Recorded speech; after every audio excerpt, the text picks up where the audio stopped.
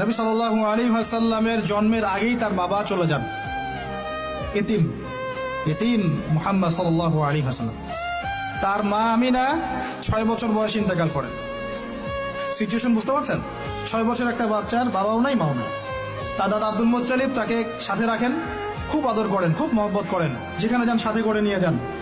তিনি নেতা মানুষ, তার পাশের চেয়ারে তাকে বসতে দেন, বলেন আমার এই নাতি একদিন সাইয়্যেদ হবে, নেতা হবে, এই কথা বলেন। তিনি ইন্তেকাল করলেন 8 বছর বয়সে। তারপরে দায়িত্ব পেলেন চাচা আবু তালেব। নাম কি? এই 8 বছর বয়স থেকে নিয়ে নবী সাল্লাল্লাহু আলাইহি ওয়াসাল্লাম নবী হয়েছেন 40 বছর বয়সে, আর মক্কায় ছিলেন 13 বছর, প্রায় 53 বছর। প্রায় 53 বছর পর্যন্ত, 8 থেকে 53 বছর পর্যন্ত এই যে লম্বা সময় চাচা আবু তালেব নবী সাল্লাল্লাহু আলাইহি ওয়াসাল্লামকে পাহাড়ের মতো প্রোটেক্ট করেছেন, পাহাড়ের মতো। পাহাড়ের পিছনে আপনি দাঁড়ালে কি বাতাস লাগবে? এভাবে তিনি প্রোটেক্ট করেছেন নবী সাল্লাল্লাহু আলাইহি ওয়াসাল্লামকে। তার সন্তানদেরকে যা খাওয়াতেন তার চেয়ে ভালোটা নবীকে খাওয়াতেন সাল্লাল্লাহু আলাইহি ওয়াসাল্লাম। স্পেশাল রান্না তৈরি করে তাকে ডেকে নিয়ে বসতেন, কারণ এতিম ছেলে, মনে কষ্ট আছে, হয়তোবা সবার সামনে বলতে পারে না, ব্যাপারটা বুঝেন না? তিনি এইভাবে ট্রিট করতেন। এমনকি নবী হওয়ার পরে আল্লাহর নবী সাল্লাল্লাহু আলাইহি ওয়াসাল্লামের বিরুদ্ধে পুরা সমাজ চলে গেল। কেউ গালি দেয়, কেউ বলে সাহের, কেউ বলে কাযযাব, কেউ বলে ফারিকুল জামাআ।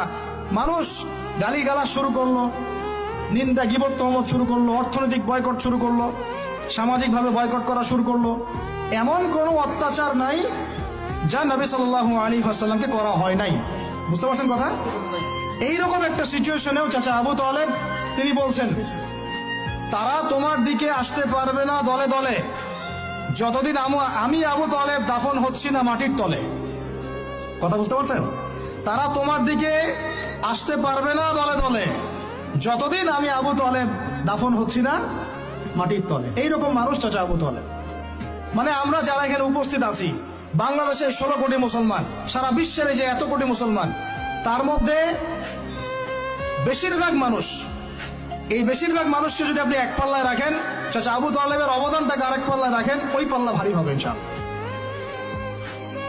কিন্তু শেষ পর্যন্ত চাচা আবু তালেব কালিমা লা ইলাহা ইল্লাল্লাহ করতে পারলেন না।